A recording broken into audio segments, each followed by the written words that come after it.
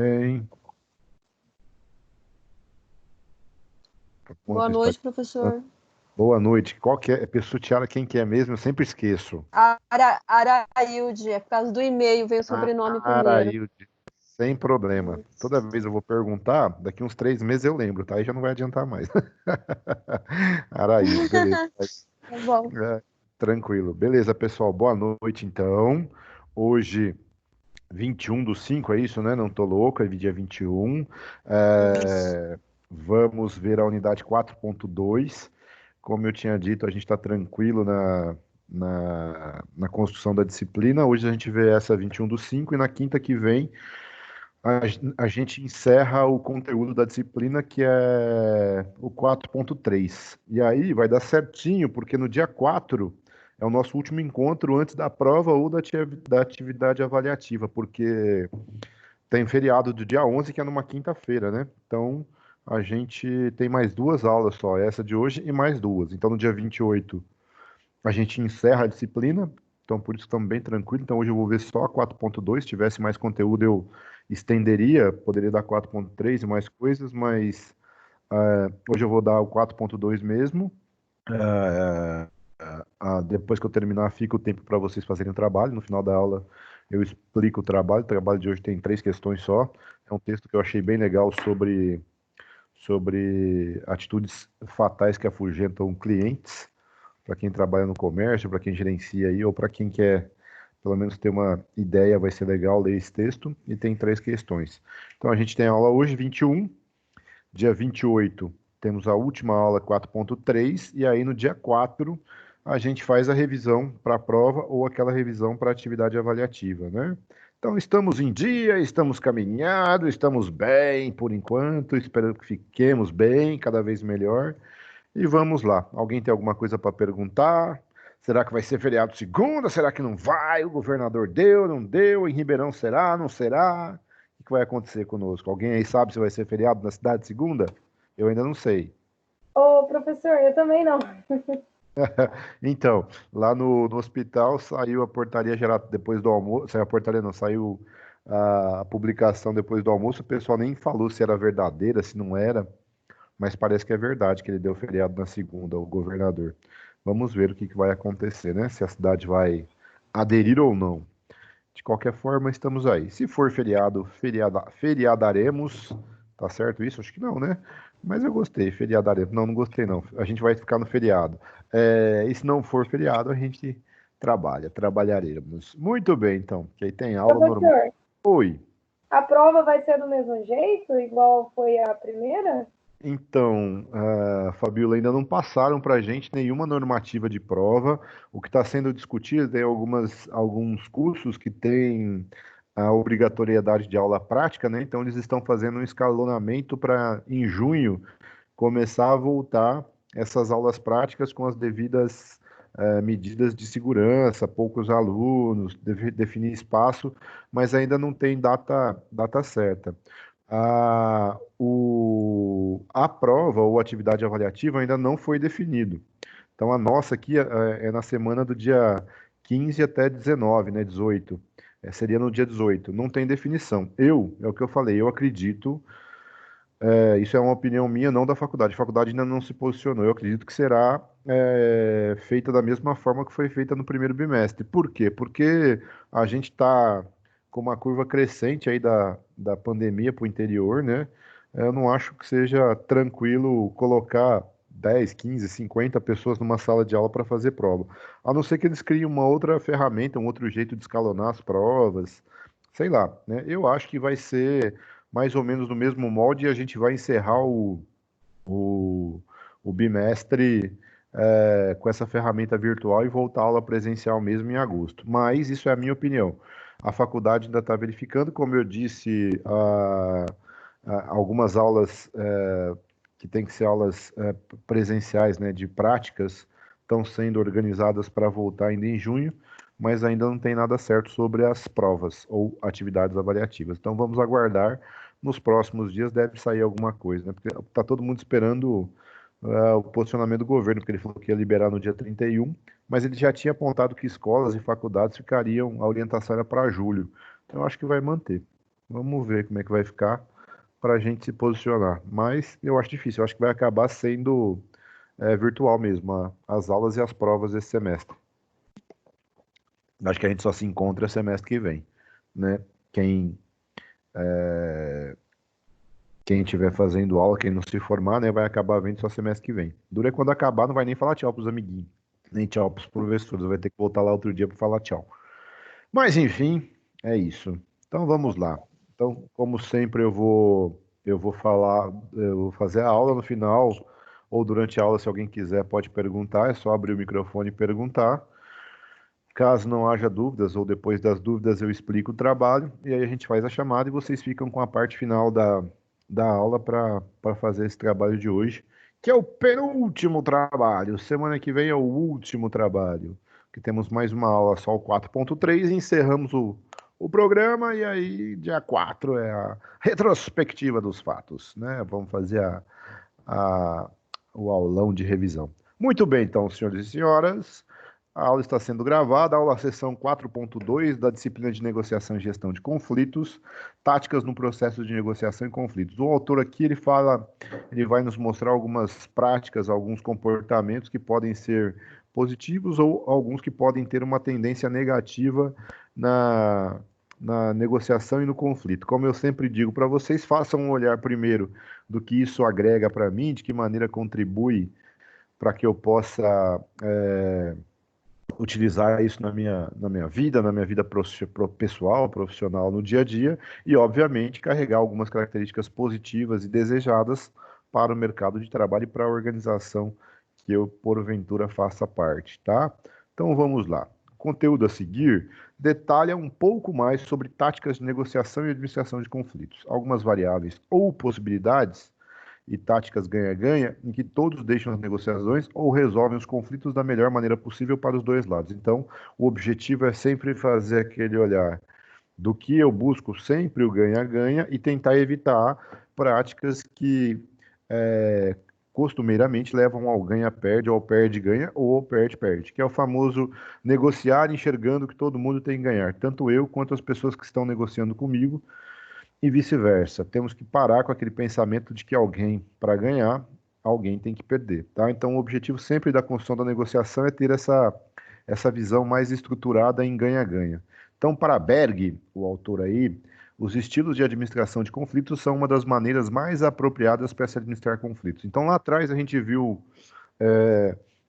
um quadrado em outra aula, um gráfico, desculpem, que tinha cinco possíveis maneiras, né, de se atuar no conflito. E aqui ele acaba explicando mais a como é e quais seriam as possíveis consequências dessas maneiras de atuar diante do conflito. Então, o primeiro que ele cita é competição. Quando existe uma competição entre as partes, existe alguém que tem que ganhar, né? Se existe alguém que tem que ganhar, praticamente a gente já abandonou ao ganha-ganha, porque se é uma competição, alguém ganha, alguém perde. Então, competição. Ao menos uma das partes busca ganhar a negociação, sem que a outra tenha algum benefício. Normalmente, nesse tipo de negociação, o poder de uma das partes prevalece, sendo este utilizado de forma agressiva e pouco cooperativa. Então, quando a gente fala em competição, significa que está havendo uma disputa por algo, e na disputa por algo, alguém fica bem, alguém não fica. E aí o autor fala que esse tipo de negociação costuma deixar sequelas, né, deixar marcas, porque a outra parte se sente acuada e frustrada com o desfecho. E uma próxima oportunidade pode revidar. E numa próxima oportunidade, na realidade. Então, assim, eu fico sabendo que eu perdi, não fico satisfeito, vou querer numa próxima oportunidade, numa próxima negociação, num próximo conflito, devolver o que me foi feito. Então, ganhar daquela pessoa. Então, percebam que numa competição, se eu perco agora, eu quero ganhar depois. Não existe colaboração, não existe a busca do ganha-ganha, existe a busca de eu ganhar e alguém perder. Nesse estilo de administração, o indivíduo costuma não entender as necessidades da outra parte e tende a não mudar sua opinião ou posição inicial. Então ele fica firme no que ele quer e não importa se as outras partes estão ganhando ou perdendo, se frustrando. Então isso, para a negociação, a gente vê de uma maneira comum, mas não é uma situação desejada. A gente tem que construir relacionamentos e negociações ganha-ganha. O autor bate muito nisso e eu também acabo batendo porque a gente tem uma posição cultural, a gente é educado normalmente para ser o melhor, vencer, né? E toda vez que a gente usa esses termos, parece que alguém tem que perder, alguém tem que se dar mal. E quando a gente começa a ter um olhar de maneira diferente para as coisas, olha, eu posso crescer, mas as outras pessoas vão crescer também. Eu posso me dar bem, mas as outras pessoas vão se dar bem também. Eu preciso negociar, mas preciso entender o que está levando a outra pessoa a negociar, o que que vai fazer diferença para ela. Então começa a mudar a maneira de eu buscar os resultados. Então é por isso que a gente tem que sempre tentar entender isso e começar a adaptar para a nossa vida profissional e, se possível, pessoal. Então a gente viu lá a competição. O segundo que ele cita é a acomodação. Então o primeiro foi competição, vou até marcar aqui para eu não esquecer, porque não temos a lousa, não estaria escrevendo na lousa. Então competição. O segundo, a acomodação. O que que é acomodação? Ao contrário da competição, que atua no sentido de competir, esse aqui costuma abrir mão, deixa para lá. E eu deixo para lá em prol da outra parte. Então, eu fico assim, deixa para lá, ele está querendo ganhar, deixa ele ganhar. Então, são pessoas altruístas, quer dizer, que pensam no outro, né, generosas e dóceis, que procuram satisfazer os interesses da outra parte, mesmo que o desfecho da negociação não lhe seja nem um pouco favorável. Então, por exemplo, eu compro alguma coisa, não é exatamente o que eu queria, a hora que chega na minha casa, hoje está muito comum a gente comprar as coisas pela internet, né? Mas eu falo, deixa para lá, não vou trocar não, estou acomodado, senão vai dar mais trabalho para eu trocar, né? Então eu fico acomodado, eu deixo as coisas acontecerem e fico satisfeito com aquilo que eu recebi. Isso se chama acomodação, tá? Então é uma outra forma de negociar. Pode ser boa, pode ser ruim, eu tenho que avaliar, tá bom? Mas eu digo para vocês, ser acomodado sempre não é não é uma coisa boa, porque a acomodação faz com que eu acabe aceitando determinadas situações que podem nos levar para alguém abusar, né? Estou colocando entre aspas aqui o abuso da gente. As pessoas acham que você é boba. Então, se alguém te fornece alguma coisa errada, você aceita a primeira vez por acomodação, o outro pode achar que pode sempre fazer aquilo. Então, eu posso ficar acomodado num determinado momento, mas eu tenho que começar a prestar atenção para que isso não se torne um hábito, tá? Porque senão é ruim. O terceiro é afastamento. Eu escrevi na minha lousa virtual aqui do lado da minha mesa. Pessoas que não se empenham nem por seus interesses, nem pelo interesse da outra parte. Esse aqui tô nem aí mesmo, né? Eu não quero nem saber se você vai atingir os seus resultados, se eu não vou atingir o meu, tô nem aí. Então essas pessoas costumam se afastar dos conflitos, procurando retardar ou adiar, né, ao máximo o momento de se envolverem, tomarem partido ou tomarem alguma decisão.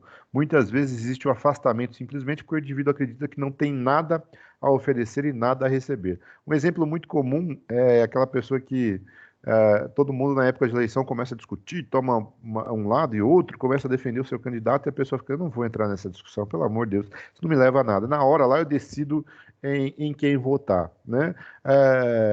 Tem um lado bom de não ficar se dispondo, mas tem um lado ruim de talvez não se informar a respeito e tentar se posicionar em relação àquilo que acredita também, né? Porque em determinados momentos da vida eu tenho que me posicionar, não dá para eu ficar levando tudo como um ser afastado para sempre. Então eu tenho que tentar da melhor maneira possível me informar a respeito da situação, de tudo que está acontecendo e me posicionar, tá? Então o afastamento, ele também pode ocorrer de vez em quando, mas eu não acho legal que seja uma característica permanente da pessoa, principalmente nos negócios, né? Imagina, todo problema que acontece, você se afasta, né? A hora que tá aí, a hora que tá mais ou menos, aí eu venho e escolho o que eu vou fazer. Então não é legal, eu preciso me posicionar. Acordo. Ao procurar o acordo, o negociador atua em uma posição intermediária entre a competição e a acomodação. Então eu não vou nem ficar parado, nem vou competir, eu vou ali buscar o meio termo. As partes que negociam o acordo tendem a ceder até um ponto que consideram satisfatório, né? Isto é, se moveram de uma posição inicial e conseguiram, em partes, alcançar seus objetivos. Isso é uma das práticas mais comuns em negociação, é tentar literalmente chegar num acordo. Olha, eu estou pedindo isso, você está oferecendo isso, vamos equilibrar isso aqui, vamos tentar verificar o que pode ser feito, de que maneira pode ser feito, que vai ficar bom para os dois, né? Então, eu vou tentar chegar num acordo. Eu cedo um pouquinho, a outra parte cede um pouquinho e a gente tenta por um acordo. E a colaboração, que aí é o último e é o mais desejado, se fosse uma escala de evolução, seria onde a gente teria que tentar buscar. As duas partes procuram soluções para que todas as necessidades e interesses de ambas sejam atendidas. Então, como é que é essa visão no negócio ou, mais uma vez, né, na vida pessoal da gente? Eu percebo que para mim já está bom, mas eu percebo que a outra pessoa não está satisfeita. Eu falo, não, peraí, então vamos buscar uma solução que fique melhor para todo mundo. Então é culturalmente começar alguma coisa já pensando nos dois lados. É abrir uma negociação pensando que as duas partes têm que entender, né? Então, um exemplo simples, para vocês entenderem como é que isso muda culturalmente. Eu, por exemplo, eu tenho coleções de várias coisas aqui em casa, de miniatura de carro, miniatura de super-herói, e vira e mexe eu compro no Mercado Livre e também vendo no Mercado Livre. Eu já vi várias pessoas tentando burlar o sistema para não pagar as taxas do Mercado Livre, né? E eu já vendi coisas, por exemplo, para uma pessoa lá no Pará, já vendi para Fortaleza, já comprei também. Mas agora imagine, se não fosse a ferramenta, como é que eu ia descobrir alguém que tem interesse em alguma coisa que eu esteja vendendo lá do outro lado do país, né? Não tem jeito. Então eu acho mais do que justo que quem criou a ferramenta, os acionistas do Mercado Livre, as pessoas que organizam, tenham uma parte de lucro. Ah, é muito caro, porque tem anúncio que eles não cobram nada, tem anúncio que eles cobram 17%, depende do que você coloca lá, a maneira como você elabora o seu anúncio.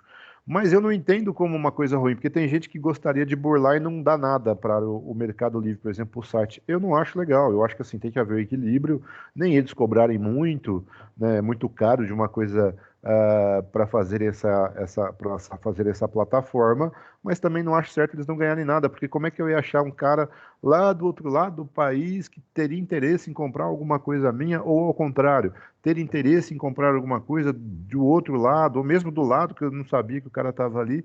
Enfim, então eu não acho errado ter uma taxa. Posso discutir o valor da taxação que eu acho alto em determinados momentos, mas que a pessoa que pensou a plataforma, a pessoa que pensou a maneira de ganhar, eu concordo, né? Então isso é dessa forma que a gente tem que pensar. Pô, se não fosse esses caras, eu não conheceria esse cara que comprou de mim lá longe. Então eu acho normal, não fico bravão assim, nossa, estão ganhando meu dinheiro. Não, eu acho legal. Tem que fazer um anúncio já estruturando o valor desse percentual que vai ser cobrado. Então, assim, é pensar a respeito. Se não fosse, esses caras não haveriam essa negociação. Teria que vender para pessoas aqui perto e limitaria muito mais a minha chance de venda. Então, é dessa maneira que a gente constrói o que é justo, o que não é, o que é colaborar, o que não é, qual que é a maneira de negociar e não é. Então, assim, nos últimos anos, a colaboração tem se apresentado como um estilo bastante eficaz para a solução de problemas, né, conflitos, para o desfecho de uma negociação desse tipo, e porque o desfecho desse tipo de uma negociação agrega valor para todos os envolvidos no processo. Obviamente, se todo mundo entra numa negociação querendo ganhar, fica melhor, né? É igual em negociação tem a disciplina, o conteúdo antigo tinha uma parte que falava muito sobre ética. Eu sempre bato naquele exemplo de vender um carro, vender um bem que você tem. Vou lá vender o carro, meu carro vale 20 mil. Ele está com um problema de R$ 1.000, ele não vale mais 20, ele vale 19. Ou eu arrumo e tento vender por 20, ou eu deveria dizer para a pessoa, olha, ele está com problema, você vai gastar R$ 1.000. Então eu estava pedindo 20, agora eu estou pedindo 19. Professor, você é maluco, né? Qual que é a cultura mais ou menos predominante? Eu vou lá, falo para o mecânico, ó, dá um tapa nisso aí, porque eu vou vender, a hora que der problema já não está mais na minha mão. Errado, completamente errado. Não é correto. Ah, professor, mas todo mundo faz. Não é porque todo mundo faz que eu vou também fazer. Porque eu não gostaria que fizessem comigo quando eu entrasse numa negociação desse tipo. Eu gostaria que o vendedor fosse honesto. É a mesma coisa de algumas revendas de carro usado que pegam o velocímetro e tentam fazer a voltagem do odômetro lá dentro da quilometragem. O carro andou 100 mil quilômetros, ele fica rodando, adulterando o odômetro para poder ficar com 50 mil quilômetros e, teoricamente, o carro ser mais bem conservado. Tá errado, né? Eu preciso ser honesto, ser ético nas minhas negociações. Eu ocultar alguma coisa não é uma coisa que eu gostaria que fizessem comigo, porque eu estaria perdendo, né? Porque se eu paguei 20 e o carro valia 20, eu vou gastar mais 21, então, mas eu vou gastar mais um, então gastei 21, perdi R$ 1.000 naquela negociação.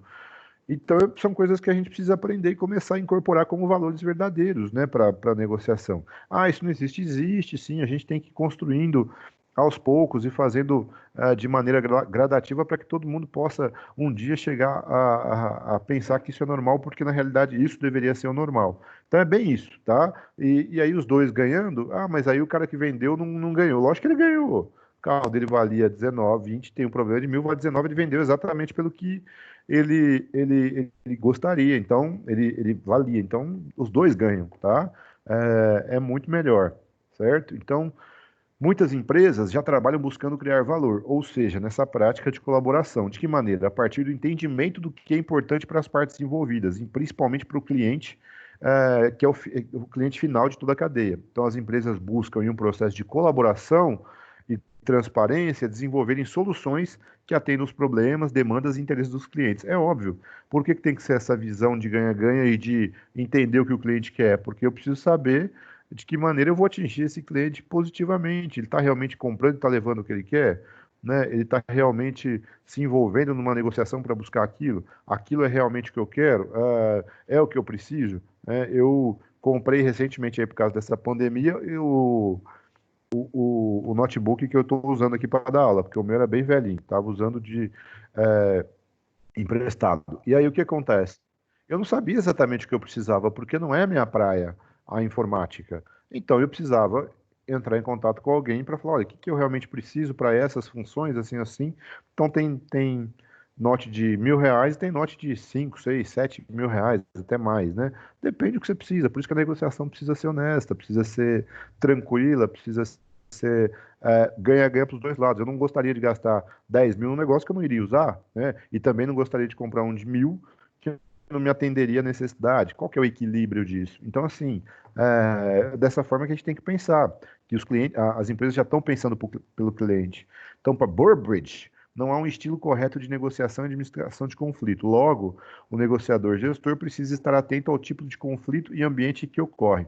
Daí abrir a caixa de ferramentas e utilizar o estilo mais apropriado. Eu sempre uso também essa palavra caixa de ferramenta, que é tudo que a gente tem guardado para usar quando precisa em termos de conhecimento. Então ele coloca que os estilos são importantes para a gente saber em que momento a gente pode ceder mais, em que momento a gente pode buscar um acordo melhor e assim por diante.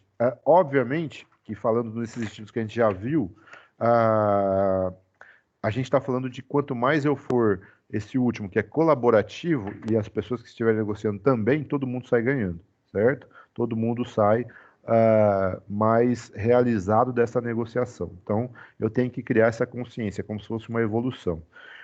E aí ele vai entrar em algumas dessas táticas que ele está falando aqui no slide anterior, ó, daí para abrir a caixa de ferramentas e usar o estilo mais apropriado. Então, ele vai falar, além do que já falou, de algumas táticas que eu posso usar, né? Então, a gente sempre tem que olhar, quando a gente fala em tática, estilo de liderança, estilo de negociação, tem um que é mais característico na gente, a gente sempre usa mais. Mas em determinados momentos, eu vou precisar, de repente, utilizar de outro. Por exemplo, eu sou sempre o cara, o chefe ou o líder da equipe lá que sempre conversa com a equipe, que troca uma ideia, que tenta ouvir a opinião de todo mundo, e isso é a minha principal característica ali, ser mais colaborativo, ser mais esse líder que traz as pessoas para perto. Em determinados momentos, pode ser que isso não dê certo. Tem determinados momentos que eu vou ter que tomar minha decisão e não ouvir ninguém. Exemplo, talvez já tenha até contado isso para vocês. Um dia eu fui almoçar, voltei da cantina. A hora que eu entro no corredor do ambulatório do HC Criança, o pau tá quebrando de discussão. Só que não era uma discussão tranquila, era uma confusão já. Não sei se contei essa história já. E a hora que eu cheguei, tinha uma pessoa da enfermagem querendo que chamasse o segurança, chamasse a polícia, batesse no cara. O que era o cidadão? O cidadão tinha entrado, ele a mãe da criança tinha levado a criança, o filho dela, para consultar, e ele era namorado dessa moça, não era o pai da criança. E ele chegou dando uns apertão na moça, no pescoço da moça, dando uns tapas, e aí todo mundo viu, ficou bravo. E essa moça queria que eu já saísse dando burdoada também, batesse no cara, né? Todo mundo chamasse a segurança, já batesse e colocasse o cara moído lá para fora. Esse não é o papel de dentro de um hospital público bater em ninguém. Eu não posso deixar um conflito acontecer, eu tenho que eu tenho que resolver. Então não dá para perguntar ali, o que você acha? Eu vou bater? Ou você, bata ou não bato? Chama o segurança. Eu não, né? Eu não vou bater em ninguém. Chamar o segurança, os seguranças vão bater nele? O que vocês acham? Vamos fazer uma votação? Não dá. Eu já sei o que eu acredito, eu já sei como tem que conduzir.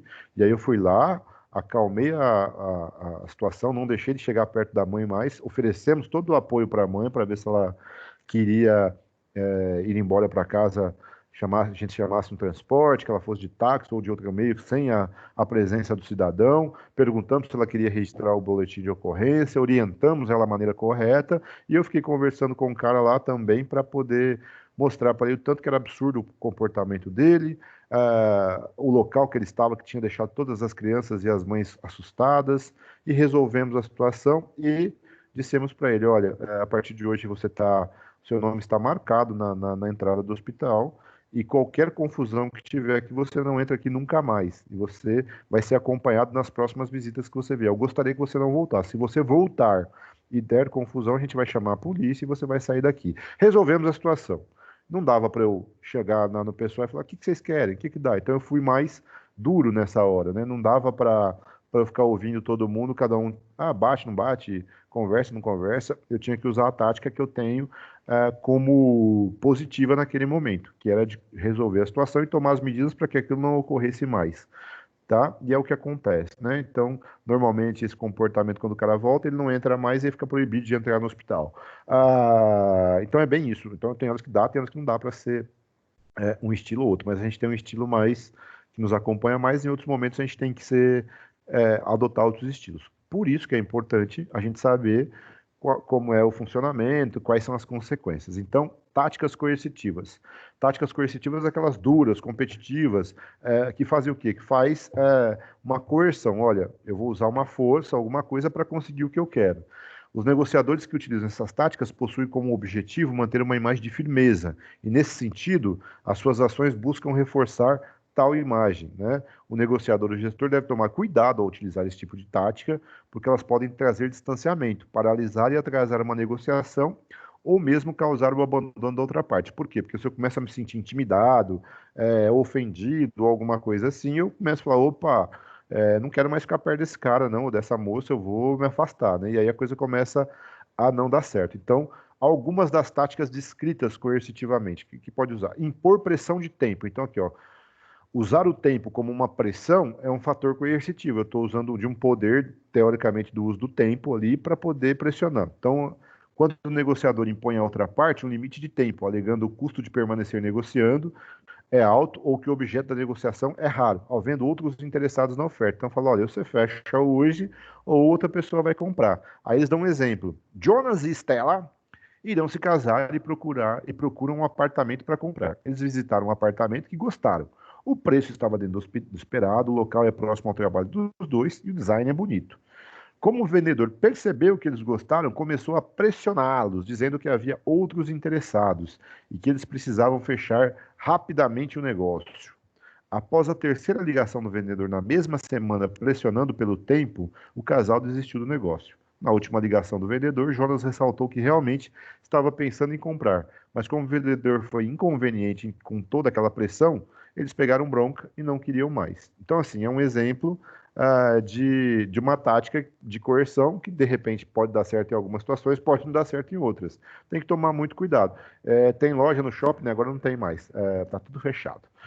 Mas quando existiam shoppings, depois eu explico para vocês o que era shopping. Na minha geração teve shopping.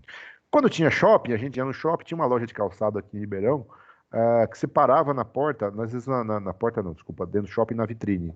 O vendedor já saía para te perguntar: posso ajudar, senhor? Você está precisando de alguma coisa? Caraca, eu não entrei na loja ainda, irmão. Calma aí, deixa eu olhar os Paranauê aqui fora. Deixa eu ver qual botina vai ficar melhor nesse casco que eu tenho aqui embaixo do meu pé aqui, né? Deixa eu ver o que vai ficar bom para mim. Aí a pessoa já vai lá fora, né? É uma pressão. Quantas vezes eu já vi o cidadão vindo pro meu rumo e já nem acabava de ver. Pô, já vai me encher o saco? Pode ser que para gente, para algumas pessoas seja legal, o atendimento já vai lá fora, né? Nossa, já veio aqui me atender aqui fora. Eu não gosto, né? Se eu quiser, eu entro na loja. Se não quiser, eu tô só olhando. Então, assim, são exemplos que a gente tem que ver para não começar a exceder e perder o controle, tá? Mas a coerção tem que tomar muito cuidado para usar. Parecer firme, outro tipo de tática coercitiva. O negociador mantém uma imagem de dureza, mesmo quando abre concessões durante a negociação, dizendo ou fazendo coisas do tipo: eu abro essa concessão, mas que isso não se repita. Só permito isso porque gostei de você. O perigo desse tipo de negociador é parecer intransigente em suas negociações e gestão de conflitos, provocando frustração ou abandono da negociação da outra parte. Ah, e fica toda hora fica falando isso, só fiz porque eu gostei de você, né? Não é legal. Tem que tomar cuidado com esse tipo de coisa, tá? Você nunca teve, o autor pede para refletir. Você nunca teve um parente próximo, avô, tio, tia, amigo, vizinho ou chefe que querem manter a fama de mal, mesmo quando estão sendo deliberadamente complacentes ao cederem aos seus interesses? Já tive e achei um pé no saco. Aquele cara assim, você sabe que tá tudo certo. Já ele fala, eu vou deixar porque eu sou bonzinho, hein? Não esquece que eu deixei. Quando eu precisar de você, eu vou precisar, hein? Nossa, que chatice. Então, tem que tomar cuidado com esses estilos, tá? Porque pode ser que tenha um momento que eu tenho que parecer duro, igual eu falei lá, não dá para escutar todo mundo. Não, eu vou tomar essa decisão. Depois, se vocês quiserem, eu explico. Isso é uma coisa. Agora, toda hora, né? Fica meio chatinho. Terceiro, reduzir a resistência da outra parte a conceder. Pode acontecer por persuasão, por amenidades, manipulando a outra parte, que pode ser perigoso, prolongar demais as negociações, causando cansaço na outra parte, combinar um papel em que algum membro da equipe é o duro de negociar, mediante a promessa de que concessões serão futuramente compensadas, mesmo que não se tenha certeza disso. Isso é muito comum em vendas. Pessoal, um vendedor fala, não dá, não dá, eu vou chamar meu gerente. Aí o gerente vem e vê vê a negociação, se é possível fazer, o prazo, ou o desconto, como se fosse assim, não, então agora, né, chegou o cara aí, ele vai fechar, porque agora esse aí foi não só o bonzinho, mas o que vai resolver o problema. São táticas, eu tenho que tentar usar, como eu disse, qualquer uma delas de maneira positiva e não em excesso de maneira negativa. Em uma audiência, um juiz pode chamar a atenção dos advogados de defesa por tentarem prolongar o máximo a audiência. Em direito, tem muitas audiências que realmente o pessoal vai tentando cansar para dificultar a decisão, para prorrogar, para fazer com que o pessoal fique mais cansado e não fique tão empenhado. Vamos acabar logo com isso. Então, é uma tática. Então, o juiz pode chamar e falar, gente, ó, vamos finalizar aí, porque eu não quero ficar aqui 10 horas, vocês podem resolver isso em 2, tá? Então, um exemplo que ele está dando. Ainda dentro de táticas coercitivas, desenvolver uma relação agradável, desenvolver um relacionamento ameno com outra parte, marcar as reuniões em locais agradáveis, pagar as contas das refeições, oferecer brindes e presentes. Nossa, professor, mas isso é ruim? Isso pode ser uma atitude coercitiva, por exemplo, no funcionalismo público, a gente não pode aceitar. Vem um fornecedor, você vai almoçar com o fornecedor, o cara está querendo te vender, existe um contrato de venda, às vezes é licitação. Aí você vai almoçar com um só. Por que você foi almoçar com ele, né? Mas foi no restaurante, o cara quis ser agradável. Não pode. Então também tem que avaliar, de repente lá na minha empresa isso é uma prática comum de conhecer o fornecedor, tem que verificar, né? Se isso pode, se não pode, é o que eu estou dizendo para vocês. Dentro do serviço público, não pode. Isso pode ser encarado como corrupção, tá? Quem faz é corrupção ativa, quem recebe é corrupção passiva. Então tem que tomar cuidado, porque isso pode ser uma tática coercitiva, certo? Então tem que ficar atento aonde você está. Há dois perigos nessa tática, dessa de ser o legalzão aí. A outra parte pode perceber que o negociador está sendo amável apenas para fechar o negócio ou resolver o conflito, ou seja, está sendo falso. Ou a outra parte entender os presentes como suborno, exatamente. Se for suborno é um problema. Em ambas interpretações, a outra parte pode abandonar a negociação. Pode não se achar, não se sentir bem e sair.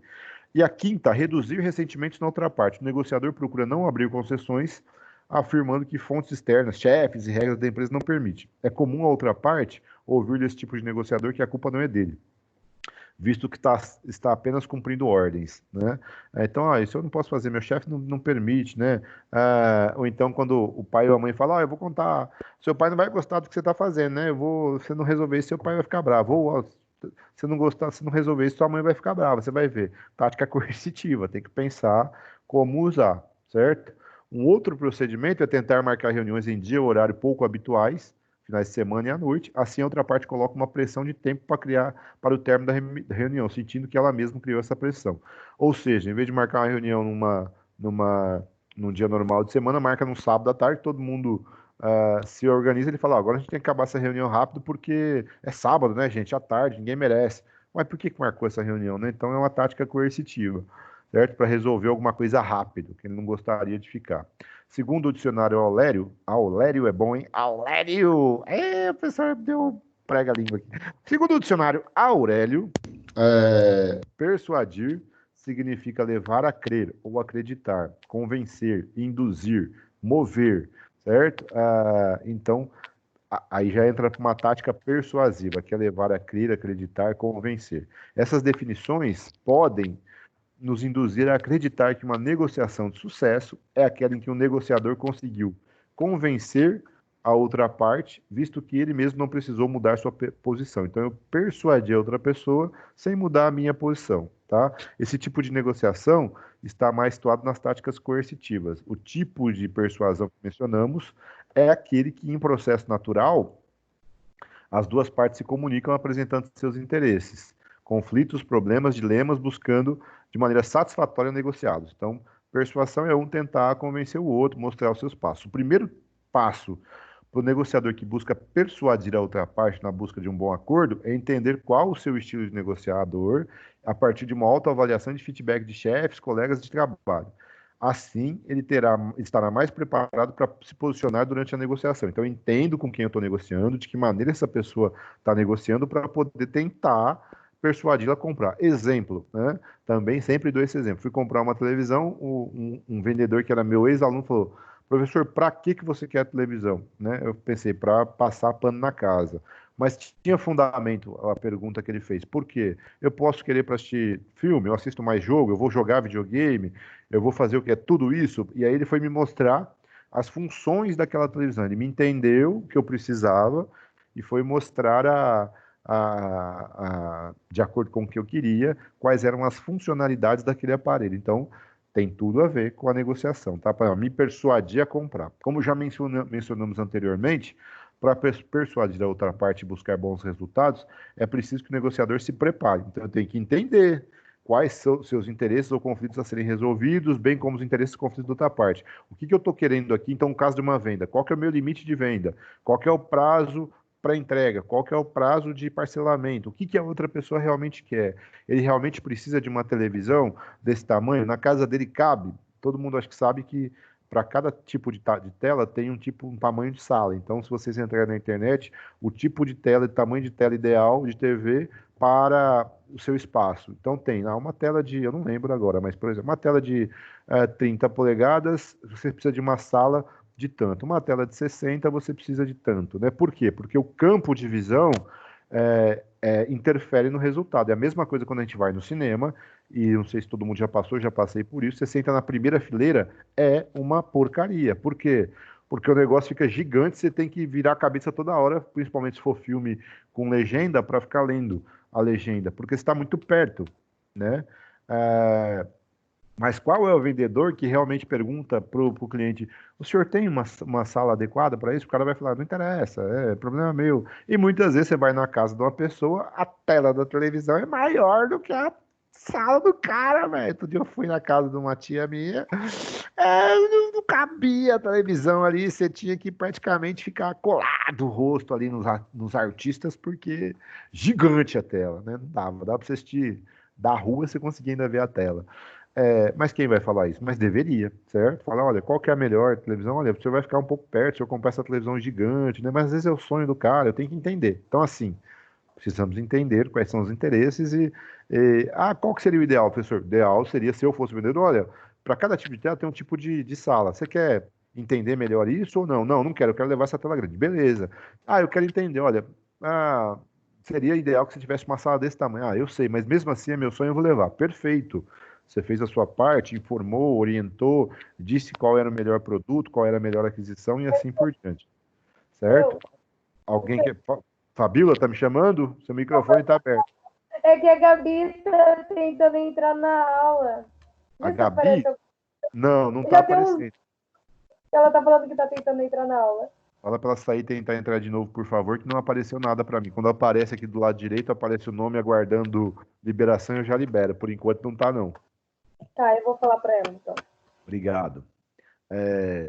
Então, assim, é necessário também ter conhecimento do contexto em que a negociação ocorrerá, do perfil de negociação da outra parte. Agora apareceu a Gabriela, ó, aqui. Opa! Estou admitindo. Pronto. Muito bem, estamos todos aqui.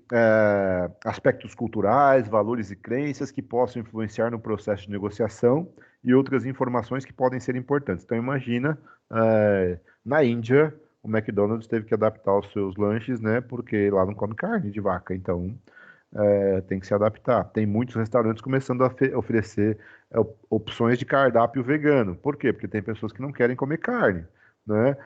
Eu tenho que adaptar. Eu não vou começar a discutir, né? Tem gente que começa a discutir, vegano é carne. Meu, você tem um negócio, você tem que se adaptar. O que que o seu cliente quer? Dá para atender todo mundo? Não dá? Numa churrascaria, vou fazer um perfil vegano? É óbvio que é mais difícil, né?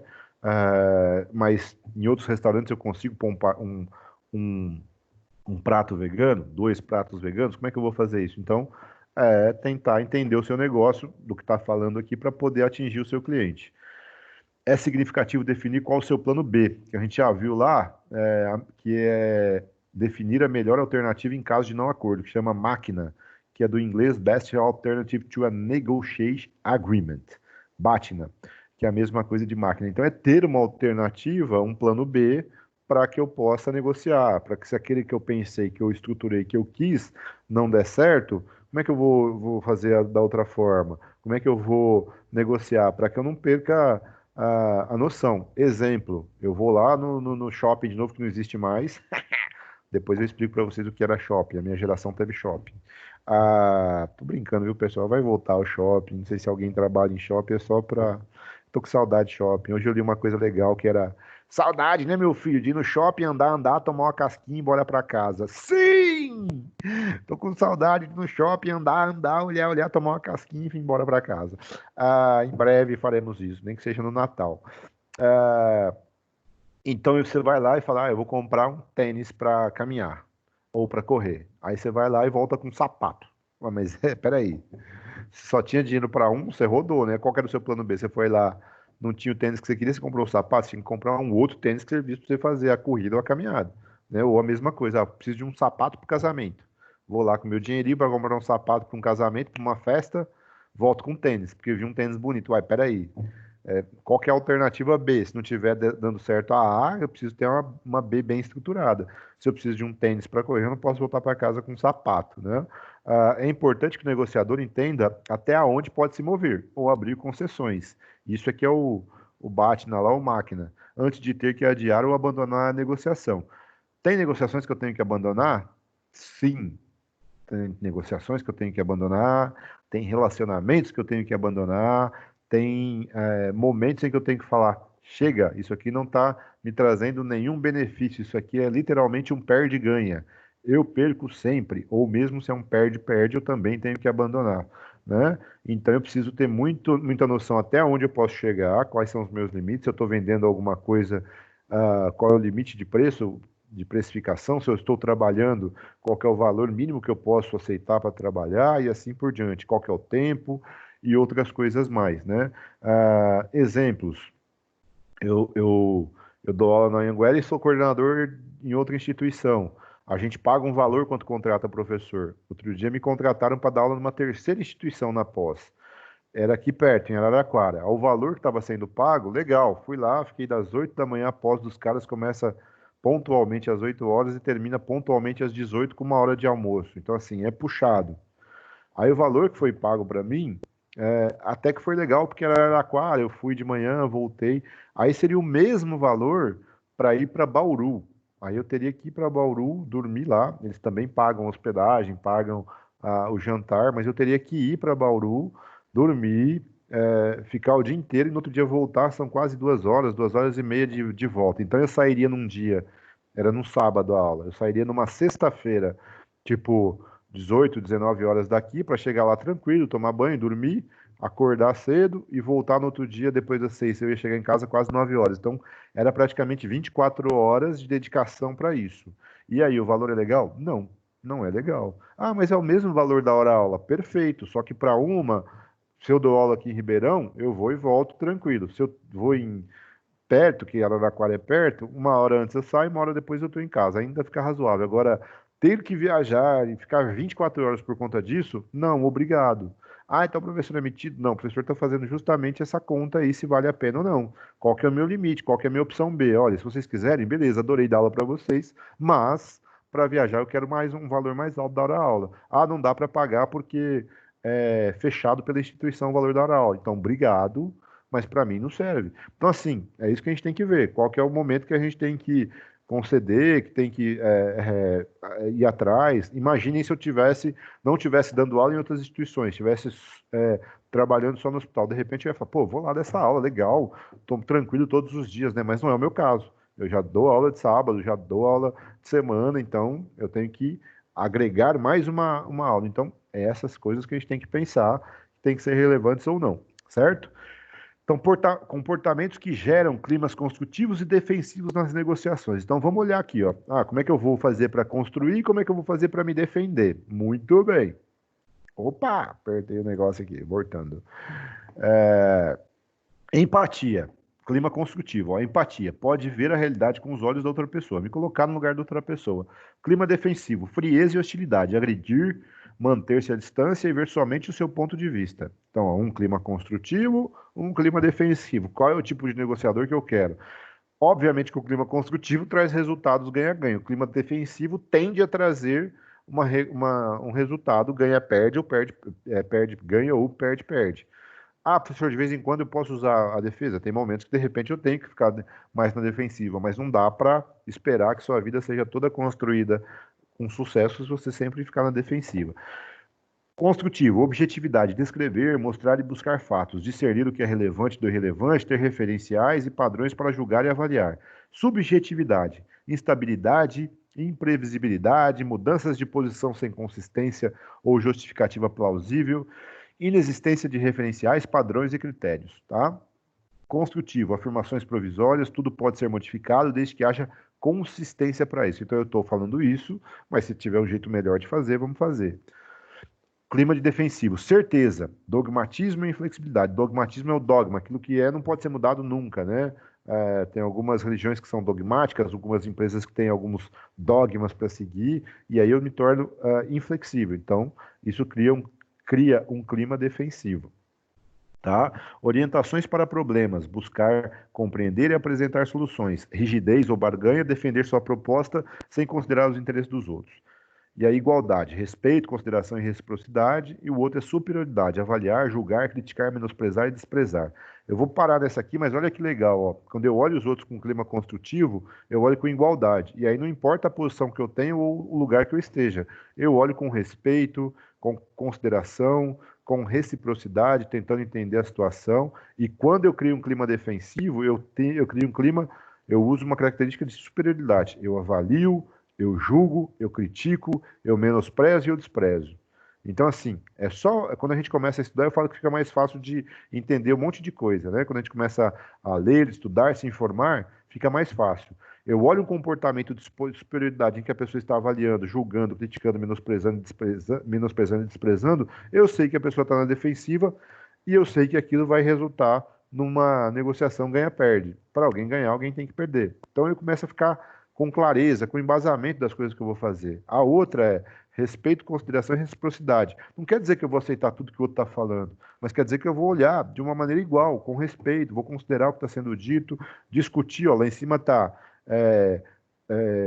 orientação para buscar, compreender e apresentar soluções. Muito bem, eu vou entender. Se não for a minha solução, mas tiver alguém com uma solução melhor, ótimo, vamos adotá-la. Se a minha for melhor, vai continuar valendo. Então, assim, eu começo a ter uma postura mais profissional na coisa, uma avaliação mais crítica das situações da vida, do cotidiano, dos problemas da empresa, e eu começo a deixar de achismo, tá? Então eu começo a ficar com a caixinha de ferramenta mais cheia. Steele, Murphy e Russell. Será que é Russell mesmo? Russell? Não sei o nome desse caboclo aí. Falam sobre alguns componentes que o negociador precisa pensar em sua preparação.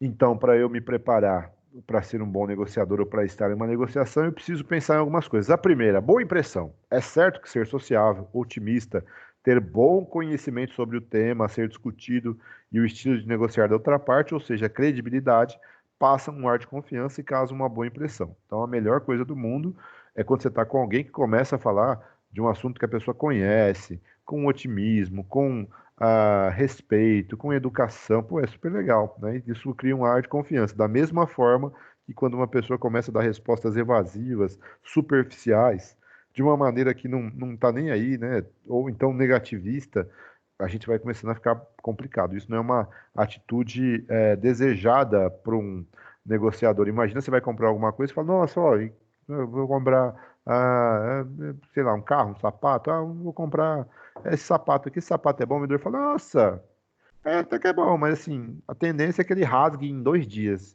né? É bem complicado, vai te dar bolha, vai machucar seu pé. Você fala, não, obrigado, amigão, eu não vou comprar esse sapato, não, né? Então, assim, eu tenho que, na negociação, entender o meu produto. Aí, professor, se eu tiver uma bomba dessa na mão, não venda, procure trocar o negócio, resolver o problema, fazer de outra forma, adequar o seu produto, isso não é complicado, né? Tem gente que fala, não, vou vender e dane, isso aí é complicado, tá? E não vai passar justamente a confiabilidade. O 2, atitude. Pensar positivo e ser ousado no momento de negociação pode levar o negociador a alcançar seus objetivos. Então, um pouquinho de ousadia, pensamento positivo, exceder as expectativas é legal para que eu possa alcançar os objetivos. Se eu fico sempre na retranca, se eu fico sempre com aquele pensamento negativo, eu posso não criar essa atitude que seja positiva no negócio, né? Então, eu tenho que criar esse pensamento e essa atitude que vão me ajudar na negociação. Tem nada a ver com é, pensamento positivo vai trazer. Não, tem a postura, por isso que chama atitude. Eu vou ter uma atitude positiva e minha atitude positiva vai fazer com que as negociações sejam mais bem realizadas. Comunicação, como sempre, ela aparece, é fundamental, né?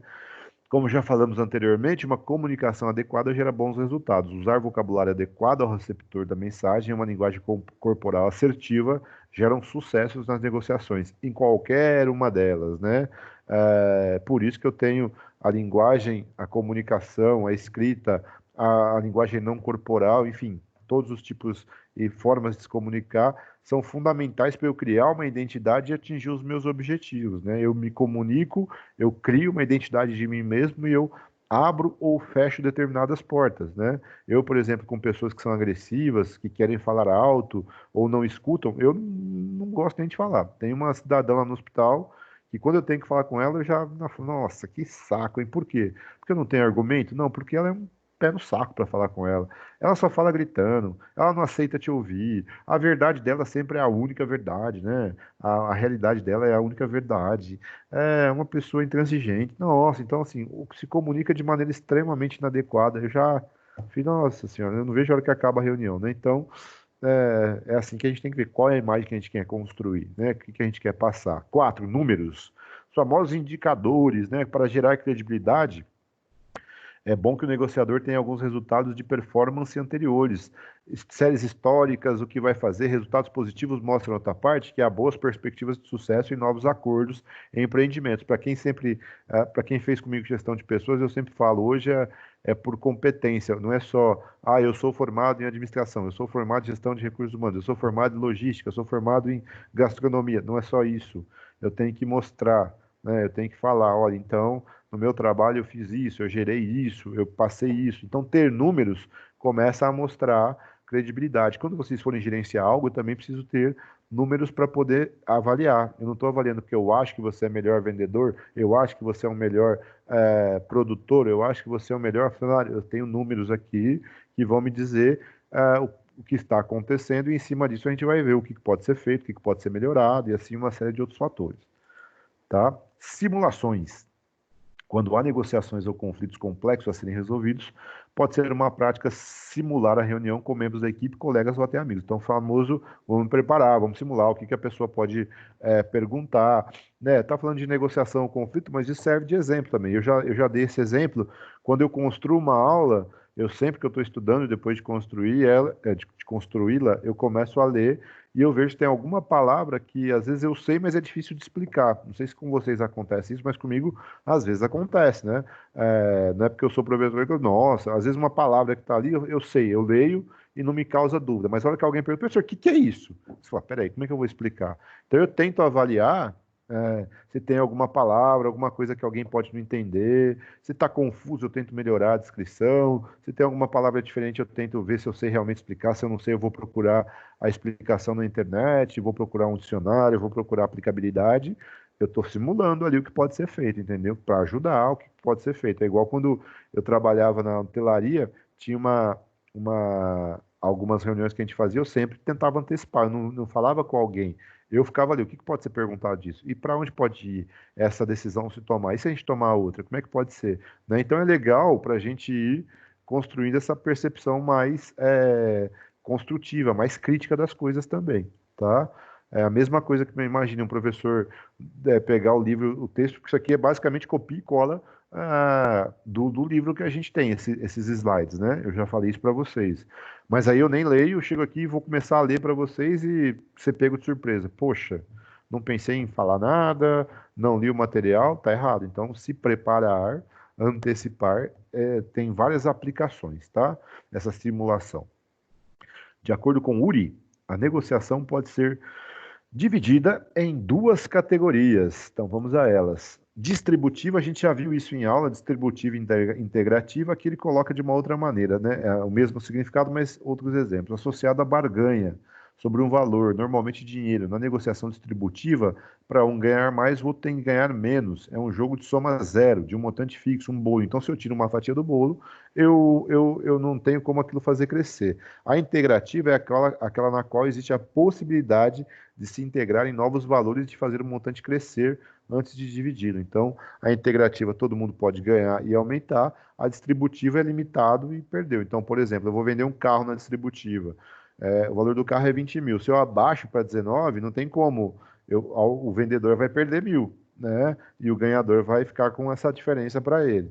Na integrativa, todo mundo agrega valor, todo mundo traz alguma coisa para poder melhorar aquela negociação. Segundo o autor, o problema é que, em geral, as pessoas são competitivas e muitas vezes tendem a enxergar uma disputa como sendo distributiva. Então, aquele negócio, para alguém ganhar, o outro tem que perder. Mesmo que para isso a outra parte perca, né? Quando na realidade há a oportunidade de se fazer o montante crescer.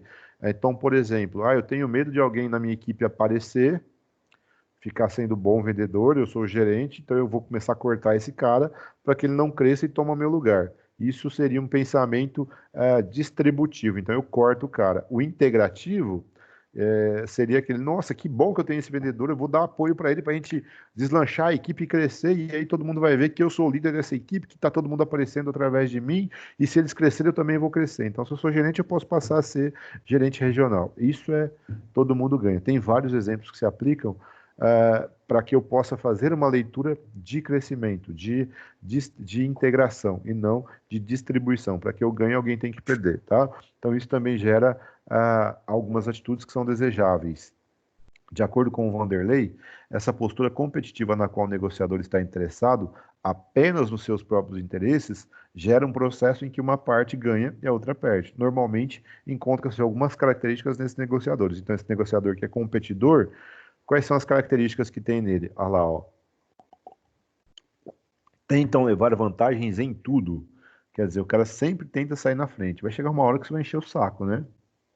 Não se preocupam com os interesses dos outros, apenas com os seus próprios. Mais uma vez, façam a leitura para a vida pessoal e profissional. Relacionamentos abusivos, relacionamentos em que os dois não crescem, as pessoas não caminham, não é um relacionamento interessante. Relacionamentos tem que ser ganha-ganha, os dois crescendo, os dois se ajudando, os dois tendo. Uma hora um tem vantagem, outra hora o outro tem, mas os dois se ajudam, na maior parte dos momentos os dois crescem e assim por diante. No negócio, mais ainda, tá? Eu estou num relacionamento em que eu vou lá e compro uma coisa, sempre estou tomando prejuízo, não trago para casa o que eu quero, chega uma hora que eu não vou comprar mais, eu não quero mais negociar. Ou então tem um fornecedor, ele sempre traz uma peça, um insumo que não é o que eu desejava, faz com que o meu produto seja ruim. Chega uma hora que eu não vou mais comprar dele, tá? Então tem que pensar a respeito disso. Pensam que sempre o mais esperto é quem ganha. Então, para ele, é aquilo que eu falei do carro. Ah, professor, mas é burrice. Eu já ouvi aluno falando isso. Professor, isso é burrice. Você falar para o cara que o seu carro está com defeito. Então, ele pensa que ele é esperto, né? Ele está levando vantagem. Isso não é esperteza, isso é falta de ética na negociação. É um desvio na negociação, né? É uma inconformidade. Se eu tenho um problema no carro, eu tenho que avisar. E aí, se eu não aviso, eu tô sendo ainda. Essas pessoas falam que você é burro, né? Não sei se já deve ter acontecido com vocês. Sempre que eu fui moleque, é ótimo, né? Quando eu era moleque, meu pai e minha mãe me ensinaram, devolver o dinheiro a mais, se alguém te der troco a mais, devolve, se alguém te der a menos, reclama. E eu sempre fiz isso.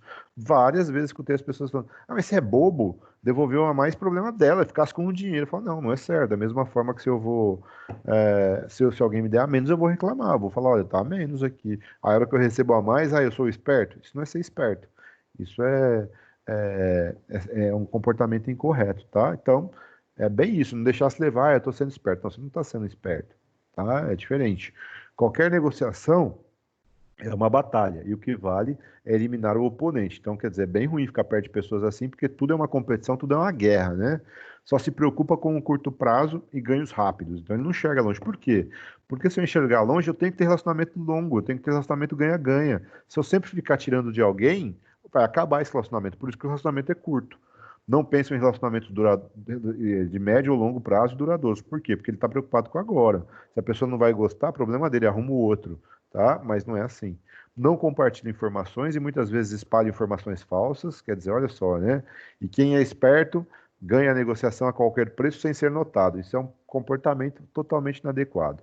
Ainda de acordo com o Vandeco aí, o Vanderlei, existem duas modalidades de negociadores, ganha-perde. Aquele que procura intimidar de qualquer maneira seu oponente e aquele que procura manipular, cativar ou enganar a outra parte, escondendo suas verdadeiras intenções. Eu li um livro há pouco tempo sobre. Vai falhar o nome agora, sobre psicopatas. Um livro que conta alguns casos e a psicopatia efetivamente é uma manipulação, né? Ela consegue manipular, enganar a outra parte. Quando a pessoa se dá conta que está convivendo com um psicopata, ele já levou dinheiro, já acabou com o emprego, já fez um monte de coisa com a outra pessoa, porque são manipuladores bastante habilidosos. Então tem que tomar muito cuidado, né, com tudo isso, né, tanto na vida pessoal quanto na vida profissional. Obviamente que a gente vai sempre levar para a vida profissional, mas as coisas que acontecem na nossa vida pessoal nos afetam sempre. E felizmente as novas gerações têm mudado essa postura em relação às negociações. Eu realmente quero acreditar nisso, que as novas gerações têm enxergado mais o ganha-ganha, tá? Têm enxergado mais essa postura de mudar culturalmente, de que ser esperto é ter que levar vantagem. As novas gerações, não sei se vocês lembram, quando eu era moleque tinha a tal da lei de Gerson. Gerson é aquele capitão meia jogador meia da seleção brasileira, e ele fez uma propaganda, ficou muito famosa, que ele era de um cigarro, ele falava, é o cara que gosta de levar vantagem em tudo. Então, muitas pessoas falam da lei de Gerson, que é sempre levar vantagem. Hoje, eu espero sinceramente que a cada dia a gente construa situações em que não seja ganhar, ter vantagem em tudo, né? Que as pessoas trabalhem e se estruturem em cooperação. É difícil, porque a gente tem, por exemplo, políticos que são eleitos pelo povo e deveriam trabalhar para o povo, e chega lá, você vê acordos absurdos, leis que são aprovadas para beneficiar aos partidos e aos próprios políticos. Outro dia eu estava aqui em casa, passou de uma cidade daqui da região, não lembro qual, em que no meio da pandemia os vereadores aumentaram o salário deles, dos prefeitos, né? Cidade precisando de recursos, cidade passando por uma pandemia, daqui do interior perto da gente, aqui não lembro qual. E eles aumentaram o salário deles, a partir de janeiro está valendo. Quer dizer, né, baseado em quê, né? Qual que é essa colaboração, qual que é essa participação? Então, assim, culturalmente, historicamente, a gente tem um problema disso, que é refletido muito na política, né? Das pessoas não olharem. Imagine, a gente elege os caras para cuidarem da gente, e chega lá, eles não cuidam nada. Eles começam a fazer um monte de conchavo, um monte de coisa, e prejudicar a própria população em detrimento ao benefício deles, em detrimento. Então é cultural. Então eu espero sinceramente que a gente comece a olhar para as nossas negociações com uma maneira ganha-ganha. Eu tenho que ganhar, mas o outro também tem que ganhar. E não essa coisa de ser esperto, né? Ser esperto e prejudicar o outro, isso seria esperteza. Não pode. Tem hora que dá raiva? Tem, né? Por exemplo, eu já não sei se contei para vocês, uma vez eu estava jantando no restaurante, numa picanha, e ai que saudade de comer uma picanha no restaurante, hein? E aí o garçom pedia a conta, o garçom veio, então tipo assim, era R$ 70, o cara digitou errado e passou R$ 7, né? Eu não vi na hora, a senha. Na hora que eu cheguei em casa, eu fui pegar o canhotinho para lançar na minha planilha, que eu tenho uma planilha, R$ 7, era 70, ele digitou um zero a menos, tipo isso. Falei, pô, que coisa, né? Aí voltei lá no outro dia, cheguei e falei, ó, eu preciso pagar uma diferença aqui, cobraram errado. A mulher estava no caixa, acho que não entendeu, acho que ela achou que eu ia reclamar. Ah, e só um minuto. Me deixou esperando uns 5 minutos lá. Aí eu já achei que os 5 eram uns 10. Vocês me perguntavam, acho que eu esperei uns 15. Falei para a moça, aconteceu de me cobrarem errado, eu preciso falar com alguém para pagar o valor certo. Ah, é só um minuto. Eu falei, não, não vou esperar um minuto, eu quero falar com o gerente agora. Aí, com muita má vontade, ela chamou o cara lá, o cara veio com uma cara de. Eu ia falar cara de bosta, mas não vou falar cara de bosta porque ela está sendo gravada. Ele veio com uma cara ruim, né? Abaixei aqui porque minha bateria tá acabando, agora já tá com bateria. Ele veio com a cara. O que que foi? Falei, meu Deus do céu, né? Legal. Falei, olha, eu vim aqui ontem, a conta deu R$ 70, cobraram 7, eu quero pagar a diferença. Ah, peraí que eu vou passar. Pegou a maquininha, passou, ele não falou nem obrigado. Aquilo eu fiquei numa alegria, falei, mas é um besta mesmo, né? Mas depois cheguei e falei, não, eu fiz o correto. Se tivesse sido uma reclamação, e tivesse cobrado R$ 700, colocado um zero a mais, eu teria ido lá, né? Então tá tudo bem. Mas que deu raiva, deu, né? Mas esse é um problema deles, não meu. Então, se tivesse acontecido de novo, eu teria voltado de novo. Só não teria voltado naquele restaurante, nunca mais fui, né? Porque, olha só que loucura, né? Fui bem atendido no dia, comi adequadamente, mas na volta, quando eu tive um problema, não fui tratado da maneira como eu esperava. Nunca mais voltei. Então, para mim, foi um relacionamento ganha-perde no pós-venda. Perde e ganha. E eu não voltei mais, mas não mudei a minha postura, né? Professor, você sempre foi corretão, tudo fez sempre tudo certo. Obviamente que não. Todos nós construímos a nossa vida em cima de erros e acertos. O que a gente não pode fazer é ficar errando sempre e colocar a culpa no universo. Então eu já errei um monte de coisa e fui aprendendo com as coisas, fui entendendo o porquê das coisas acontecerem e fui tentando a cada dia, tento isso, construir um comportamento mais adequado, né? Que seja mais honesto, mais adequado no dia a dia. Então já errei muito e espero cada vez errar menos, mas errar a gente vai errar. Mas a gente não pode errar de maneira destrutiva, a gente tem que errar tentando construir, certo? Então é uma postura que a gente tem que sempre adotar. Então aí tem assimile, inovação aberta, em inglês é Open Innovation, é um termo utilizado para empresas, organizações e pessoas que buscam inovação e melhorias de seus produtos ou serviços por meio de um processo aberto e seus participantes podem construir de forma irrestrita. Então, as pessoas podem participar e essa participação ajuda a construir um segmento melhor. As contribuições podem ser internas ou externas à empresa, vindas de fornecedores, clientes, comunidades, fãs, etc.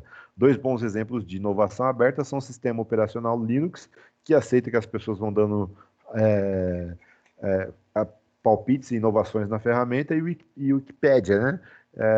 Que é aquela que a gente digita e ele é aberto, cada um vai colocando ali e edita o que quiser. Obviamente que tem os editores que são master, que editam mais textos, os textos passam pela própria comunidade para verificar, e aí a gente vai construindo aqui do Wikipédia. Por isso que quando a gente faz um trabalho, não pode ser o Wikipédia, porque não é um site com fundamentação científica. Qualquer pessoa entra e escreve lá a definição do que você quer. A maior parte das coisas está correta, né?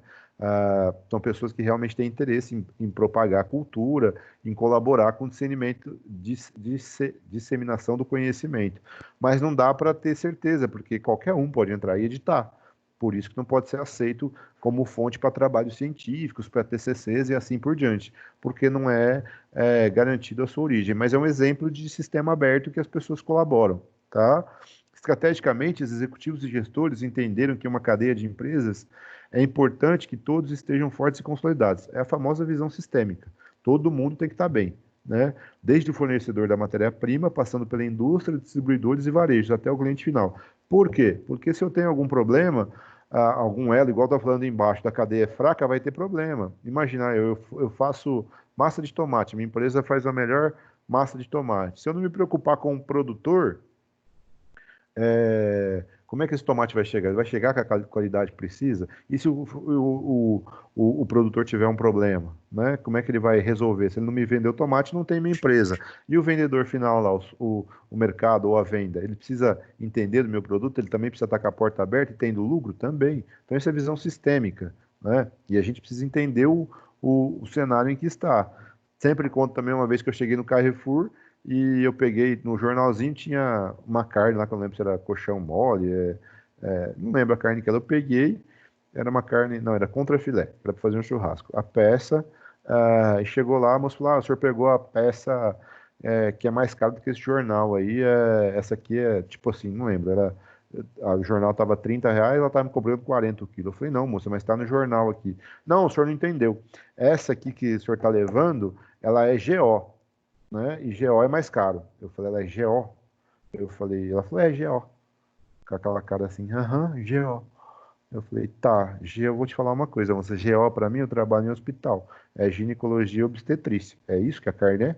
Ela é de ginecologia e obstetrícia? Ela: não, né? Eu falei: então o que que é? É garantia de origem. Nossos produtos são garantidos lá na produção, no produtor, na fazenda, com o abate do gado, até o frigorífico chegando para a gente para vender para o senhor. Eu falei: que lindo. Então, GO para você é garantia de origem, para mim é ginecologia e obstetrícia. Em resumo, o seu jornalzinho não está especificando se a carne é GO ou não, então você tem que fazer esse preço. Aí eu vou chamar o gerente. Aí o gerente veio e aí ele deu uma daquela que a gente tem um exemplo aqui também. Aí eu vou fazer hoje, porque essa carne aqui é mais cara. Eu falei: não, o senhor vai fazer qualquer dia que eu volto até que você arrume a sua comunicação, que a sua comunicação não está adequada, tá? Então, por favor, eu vou pagar o valor correto, porque a gente tem direito de pagar o menor preço. Então, se a pessoa não se comunicou de maneira adequada, problema do supermercado. Mas tem que entender, tá? Da onde vem, para onde vai e todo mundo ganhar. Em outras palavras, não adianta a indústria, por exemplo, estar muito forte se o fornecedor de matérias-primas está para quebrar. Não vai ter quem fornece a matéria-prima, vai afetar a indústria. Logo, toda a cadeia não receberá a matéria-prima e não poderá entregar seus produtos aos seus clientes. Óbvio, né? Então, o negociador que adota uma postura integrativa ou colaborativa parte do princípio de que um bom acordo é aquele que satisfaz os interesses de ambos os lados. É a mesma coisa, não adianta eu querer pagar tão pouco para o fornecedor que ele não vai ter dinheiro para me fornecer para produzir. Eu tenho que chegar num termo que seja bom para mim e bom para ele. Tá? Não adianta também ele vir querer me cobrar um preço absurdo que eu não consiga produzir e entregar para o produto final com um preço que seja competitivo. Por isso que a visão tem que ser sistêmica. Qual que é o equilíbrio, onde todo mundo vai poder ganhar, onde todo mundo vai poder ter sua participação e assim por diante. Sendo possível encontrar alternativas de ganho comum e pontos de convergência, pois negociadores não são inimigos, mas solucionadores de problemas e de conflitos comuns. Então, todas as vezes que eu entrar numa negociação em que eu quiser ter uma negociação ganha-ganha, eu tenho que entrar com essa mente, solucionador de problema. E aí, não façam só um exercício de compra e venda. Eu posso estar lá com um problema de negociação de pessoas, eu posso estar com um problema de uma produção no meu negócio, eu tenho que fazer qual que é a postura que eu quero. Eu quero uma postura de solucionar problema, construir relações, para que todo mundo saia ganhando, para que todo mundo possa ter o benefício do que está sendo feito, tá? Então não é só compra e venda, é qualquer situação. Eu tenho que ter essa mente construtiva. Os negociadores procuram entender o problema, conflitos sobre diferentes pontos de vista, buscam um diagnóstico e, com a participação de diferentes pessoas, traçam os planos de ações necessários. Por isso que também é importante eu ter, quanto mais pessoas participando e dando ideias, mais forte vai ser a minha solução, porque mais possibilidades de ter diferentes visões terá nessa negociação. Se eu vou negociar com iguais, todo mundo vai pensar da mesma forma. Eu acho o vermelho bonito. Pô, que legal, o vermelho é bonito. Mas daqui a pouco começa a falar: nossa, mas se tiver preto, azul, amarelo, verde, outras visões, tá? Parece ridículo, mas o Ford, toda vez eu falo sobre ele falou que todo mundo teria um carro desde que fosse o Ford ter bigode preto. Ele só produzia esse carro, não tinha outra empresa. Quando a Chevrolet entrou no mercado e começou a produzir outros carros com outras cores, ele falou: uai, as pessoas querem outro carro de outra cor? Sim, claro, então construir uma visão diferente. A tabela 4.2, que é a seguinte, mostra as relações entre a forma de negociar e os possíveis desfechos da negociação. Muito bem. Então, aqui no lado Se vocês olharem do lado esquerdo da tabela, tem formas de negociar, que é a barganha de proposta, a solução de problemas, e os possíveis desfechos da negociação em cima. Ganha, ganha, ganha, perde, perde, ganha. Então, barganha de propostas. Quando eu tenho uma barganha que eu começo a fazer, eu tenho um desfecho menos provável de ganha-ganha. Qual que é o desfecho mais provável? Ganha-perde. Tá? Então, quando eu começo a ficar negociando muito, ou várias alternativas, eu tenho um ganha-perde. A solução de problemas, qual que é o desfecho mais provável que está aí? Ganha-ganha, porque eu vou buscar, como está dizendo o slide anterior, essa solução que seja benéfica para todo mundo, que eu enxergo, como no exemplo lá do fornecedor. Não adianta o fornecedor quebrar, que meu produto não vai chegar no mercado, não vou ter matéria-prima. Como é que eu posso ajudar esse cara? Então, a cadeia produtiva, quando as pessoas começam a olhar de uma maneira sistêmica, não é porque todo mundo é bonzinho, é porque eu tenho que ter esse olhar mais dinâmico, é igual agora. Se o país não conseguir fazer uma retomada da economia, não adianta algumas empresas terem dinheiro para produzir, não vai ter quem compra se não tiver gente trabalhando. Então eu tenho que pensar em tudo, tá? Eu tenho que pensar de uma maneira proativa e produtiva, solucionando problemas. Então, os conflitos podem ocorrer por diversos motivos. Então, entendendo a parte de cima aí, táticas envolvendo diferentes culturas organizacionais. Os conflitos podem ocorrer por quê? Disputas internas por promoção, reconhecimento e melhores condições de trabalho, situações ligadas ao ambiente externo, como disputas por recursos, ineficiência de comunicação, tá? Desacordo em contratos, pressões vindas de agências reguladoras, problemas de reclamações de clientes, aquisições e fusões. Então, um exemplo simples aqui, reclamação de cliente. O cliente está reclamando para você, tem chefe que ao invés de, tem empresário, gerente que ao invés de ouvir e tentar entender, pô, que cliente chato, só reclama, não sei o que, será que é isso mesmo? Será que ele está dando uma oportunidade para você entender e se desenvolver? Né? Será que é um cara que está prestando uma consultoria gratuita para o seu produto ser melhor? Ou a possibilidade do serviço ser melhor? Como é que eu vou encarar esse, essa situação? Uma vez eu comprei um pão numa padaria, a mulher sempre, gostou, tudo que eu comprava eu gostava. Aí ela ficava super feliz. Aí um dia ela me vendeu um pão, ela primeiro gostou do pão, eu falei, não, tava seco. A mulher nunca mais conversou comigo, ficou brava. Ô, tia, presta atenção, você me perguntou 5 vezes dos seus produtos, eu tinha gostado dei um feedback positivo, realmente estavam bons. Aí você me vendeu um pão, o pão tava seco. Aí você fica brava comigo? Então, só é amigão na hora de dar, só é cliente bom na hora de dar feedback positivo. Na hora de dar um feedback negativo, pô, tinha dado 5 feedbacks positivos para ela. Ela devia prestar atenção em mim. Não, ficou brava. Ou seja, não compro mais nessa padaria. Até porque moro longe, também não compraria. Tá? Já mudei de casa, já mudei de bairro, estou em outra padaria agora. Muito bem, senhores. Continuando aqui. Especialmente quando diferentes organizações que têm algum tipo de relação estão envolvidas a posições e interesses específicos que algumas vezes são divergentes, ou seja, situações em que a cultura e o modo de trabalhar de uma organização interferem na cultura e modo de trabalhar de outra organização. Então isso aqui vai ter um choque, vai ter que negociar, vai ter que entender, porque as culturas são diferentes. Tá? Os responsáveis pelas organizações devem estar atentos a divergências que ocorrem com alta frequência, pois estas podem se transformar em conflitos. Por isso, é importante que as trate o quanto antes para evitar maiores danos. Então, está cheio de exemplo de empresas ou de pessoas que não deram atenção para o primeiro sinal e aquilo virou um conflito, virou um problema que às vezes até caminha para a ordem judicial para ser resolvida no tribunal. Tá? Eu já citei outras vezes que o meu CPF virou festa, e eu já tive problemas que eu tive que levar para a justiça. Uma vez a empresa me ligou cobrando, e eu falando, olha, essa compra não é minha, eu moro em Ribeirão, essa compra é do Rio de Janeiro, cancela isso. As empresas que fazem cobrança são empresas terceirizadas. A moça só faltou me chamar de lindo, porque o resto ela chamou de tudo, né? O senhor tem que pagar as contas que o senhor faz, moça. Eu não fiz essa conta. Eu sei que ela deve escutar isso da maior parte das pessoas que devem, mas ela tem que entender que tem uma parte que está falando a verdade. No meu caso, eu estava. Falei, comunique a sua empresa que não é meu CPF tem problema, alguém no Rio de Janeiro deve ter tido acesso. Sempre me falam isso.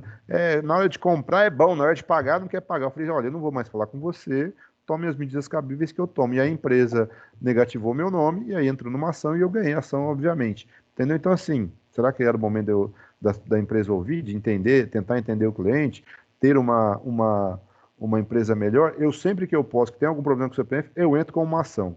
É para ganhar dinheiro? Não só por isso, porque é muito fácil hoje usar o CPF de alguém. Quando a gente vai usar, eu sempre brinco, eu tenho mais trabalho eu usar meu CPF do que outras pessoas. As empresas têm que criar mecanismos que tenham mais garantia para que não exista fraude, entendeu? Mas o que elas preferem? Elas preferem pagar as poucas ações que elas têm e não ter um sistema que seja tão seguro. Então precisa investir em segurança. Então eu sempre entro para poder cutucar mesmo. Ó, é muito falho o seu processo aí, tá? Vocês têm que melhorar isso. É igual o telefone. O telefone é uma brincadeira. O cara fala o número do CPF, ele não quer saber se é ou não, o cara já habilita um chip lá e o cara sai falando. Absurdo isso aí, certo? Mas os caras querem vender, acham que tá bom, então tá bom. Pois podem tomar um processo nas costas. Saber ouvir e entender os interesses, demandas e as culturas que envolvem as divergências, as partes divergentes, né, é essencial para se buscar uma solução ganha-ganha imparcial. Então, imparcial é que seja a melhor solução para todo mundo e não seja tendenciosa, ou seja, fazendo com que o lado fique melhor que o outro. O Burbridge, que é um dos nossos autores, recomenda que quando os gestores ou responsáveis imediatos pelas negociações e gestão de conflitos não conseguem solucionar o conflito, eles têm que envolver uma terceira parte, representada por um executivo de uma das empresas, por um conselho ou reunião das diretorias ou mesmo por agentes externos. Então, a gente já viu isso toda vez que tem um problema que as partes não conseguem se falar, de repente eu tenho que chamar alguém imparcial ou que com capacidade de escutar para poder ajudar na solução desse conflito, tá? Para poder intermediar. Segundo o autor, para conflitos que envolvem níveis de decisões estratégicas das organizações, deve-se buscar soluções integrativas. Lembrando que a integrativa é aquela que traz todo mundo para perto, né? Que atendam as duas partes em prol de seus objetivos comuns. Caso contrário, a própria continuidade do relacionamento de negócios poderá ser colocada à prova, em função da percepção da incompatibilidade entre as partes. E finalizando a nossa aula de hoje, em que nos tornamos melhores negociadores, melhores pessoas, pessoas mais lindas. As táticas coercitivas podem e devem ser usadas em alguns momentos. Então, aquelas táticas que eu fiz várias críticas a elas, elas podem ser usadas, como eu disse.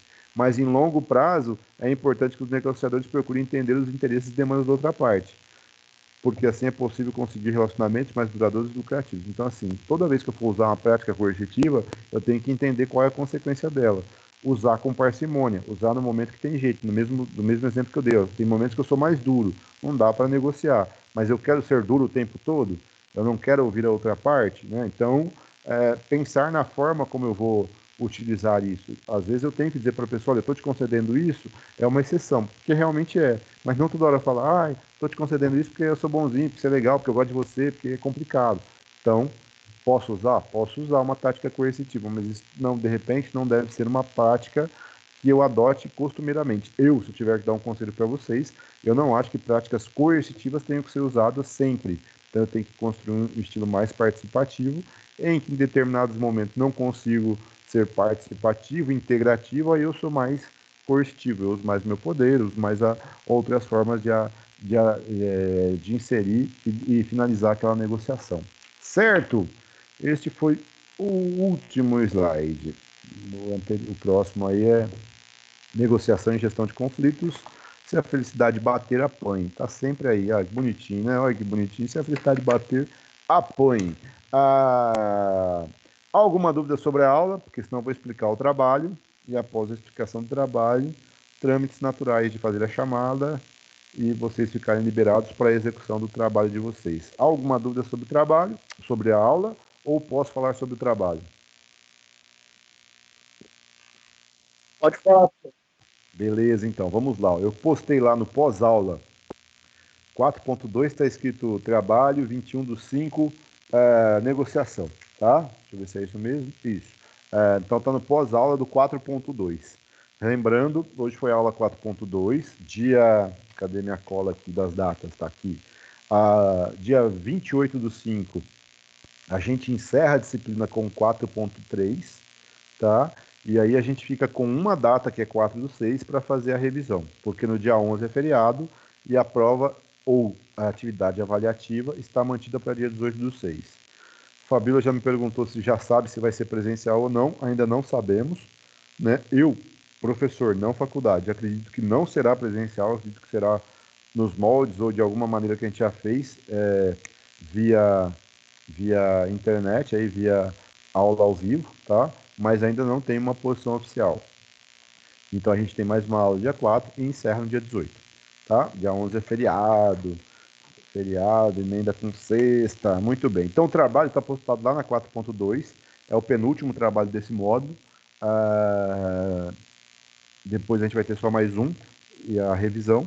E o trabalho chama 12 atitudes fatais que afugentam o cliente. Então tem as 12 explicando e dando exemplo de cada uma. Má vontade, não sei, estou por fora, estou pouco me lixando por você, sinto muito, são regras da casa, algumas coisas que a gente falou sobre hoje, frieza, indiferença, nariz empinado, eu estou com razão, o sabe tudo, o mal-humorado, o empurrador, o autômato, o chicleteiro, tem as 12 atitudes. Então, da mesma forma que a gente viu aqui, esse aqui meio que fecha com exemplos, esse texto fecha com exemplos de atitudes que podem ser coercitivas ou de falta de interesse, que afugentam o cliente. Da mesma forma, só serve para compra e venda? Não, serve para várias situações. É só a gente fazer uma interpretação mais livre do texto, tá? E aí são 3 questões que estão no final do texto, que é assim.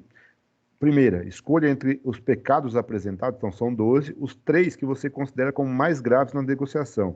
E explique os motivos da escolha. Tem 12, você vai escolher 3 que você acha os piores. Que se cometer, realmente perde cliente, ou que você odeia que cometam com você, porque você fala, pô, isso aqui acaba com qualquer negociação, tá?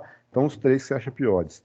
E aí, na segunda, descreva ao menos 3 características desejadas de uma negociação, ou seja, características necessárias a um bom vendedor.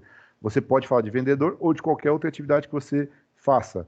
E aí você pode olhar para essa aula ou para outras aulas ou para a sua vida, qual característica que você acha que sejam importantes para um bom vendedor. E explicar porque é comunicação. Se vocês me perguntarem de comunicação, eu sempre vou achar, porque o cara tem que saber dizer o que é o produto dele, mostrar através de uma atitude coercitiva o porquê que é importante levar aquele produto, entendeu? Então, seria essa a segunda pergunta, falando 3 características. E a última, a terceira pergunta, sendo você o gerente de uma equipe com vendedores que possuem alguma dessas características do texto, das 12, o que você faria para resolver o problema? Então você começa numa loja, numa fábrica, num restaurante, qualquer coisa que você tenha uma equipe. E você percebe que alguns dos seus vendedores têm essas características. O que você faria? Tá? Então você pode citar 1, 2, 3 exemplos, mas você tem que me dizer o que você faria para resolver esse problema. Essas são as 3 perguntas. Dá tempo de sobra de vocês fazerem um intervalo, ir na cantina, ir no banheiro. Opa, não tem cantina. Banheiro tem que ter, né? Vai no banheiro, toma uma água e depois do intervalo faça um trabalho e me envie. Prazo para envio até dia... Onde que eu marquei? Até dia 21? Que dia que é 21? Não, segunda-feira que vem. O 21 é hoje, cara. Até dia... me pediram para depois do feriado, até dia 27, que é a quarta-feira, tá? Então até dia 27 podem me enviar. Eu vou começar a fechar as notas dos trabalhos e eu vou avisando vocês. Na segunda-feira eu falo se eu já fechei ou se eu vou fazer um fechamento só. Os trabalhos nesse segundo bimestre representam 1.500 pontos. Então, se por acaso vocês virem um lançamento lá de 1.000, falta 500. Eu vou avisá-los a quantidade de pontos que eu vou lançar. Se eu vou fazer 2 lançamentos ou um só. Se eu conseguir, eu faço um só, tá? Que aí já fica mais fácil depois se tiver alguma alteração. Tá bom? Dúvidas sobre o trabalho, ou eu posso fazer a chamada, e aí ao fazer a chamada, podem ir saindo. Se tiver alguém que queira conversar alguma coisa comigo depois da aula, pode ficar. Se não, pode sair. E foi a aula de hoje. Muito obrigado pela participação. Estou com saudades. A gente não vê a hora de voltar, mas acredito que a gente vai se encontrar para abraço coletivo e outras coisas mais só no semestre que vem. Acho que esse semestre acho que não tem aula, mas é uma posição minha, não da faculdade. Vamos aguardar então, tá bom? Mas fiquem bem, cuidem-se. A curva está aumentando aqui no interior, então não é o momento de dar bobeira. Fiquem espertos, usem máscara, lavem as mãos e fiquem bem, tá bom? Vou fazer a chamada então. Adriano Júnior, tá aí? Beleza, Adriano, já ouvi sua voz. Aline Barbosa. Presente, professor. Beleza, Aline. Ana Rosa. Presente. Beleza, Ana. Evânio. Presente. Beleza, Evânio. Fabiola. Professor. Beleza. Gabriela Pereira. Presente. Beleza, Gabriela. Joyce Oliveira. Beleza, Joyce, já ouviu seu microfone. José Diego. Presente, professor. Beleza, José Diego. Julie. Keila Fernandes. Presente. Beleza, Keila. Lucas. Presente. Beleza, Lucas. Marielle. Milena. Presente. Ouvi, Marielle. Beleza. Milena Possani. Presente. Beleza, Milena. Arailde. Marquei Arailde, tá vendo? Não te perguntei de novo o que era o e-mail. Arailde. Só hoje, semana que vem, eu já esqueci. Beleza, Presente, Arailde. professor. Obrigada. Sara. Viu? Imagina, obrigado eu. Sara. Presente, professor. Beleza. Iago. Presente, professor. Beleza, meninos. Há alguma dúvida, pessoal? Ou estamos tranquilos? Alguém quer perguntar alguma coisa, falar alguma coisa? Um desabafo rápido sobre a pandemia, a falta de emprego? Tranquilo? Então tá, senhores e senhoras, bom final de semana, está chegando. Vamos descobrir amanhã se é feriado na cidade ou não. E até lá, fiquem bem, tá bom? Até mais, pessoal. Obrigado pela participação aí. Abração, tá bom? Até, professor. Tchau, tchau. Tchau. Professor. Oi. De que dia que é melhor para você ver, dar uma olhadinha no meu TCC? Me manda o TCC, que aí assim que eu puder eu olho. Tá. É que eu achei que você tinha um dia de folga. Não, eu folga é final de semana, só no domingo. Aí no domingo vai ser difícil olhar para o seu TCC. Me manda o TCC que assim que eu puder eu dou uma olhada. O que você tinha me mandado eu li, eu achei o tema legal, porque nessa primeira fase vocês fazem só a pesquisa. Essa primeira fase não, o TCC vocês só fazem a pesquisa bibliográfica, não pode fazer nenhum estudo de caso, não é isso? Na primeira a gente tem que fazer a justificativa, e agora a gente já tá na terceira já. Então, mas vocês não fazem estudo de caso. Eu achei legal o tema e a maneira como você embasou. Beleza, manda para mim que eu dou uma olhada. Tava bem estruturado. Eu gostei da primeira parte que você mandou, tá bom? Tá bom, eu vou finalizar tudo, aí eu te mando. Perfeito, combinado. Obrigada. Valeu, então. Até mais, pessoal. Valeu. Tchau, tchau. Tchau.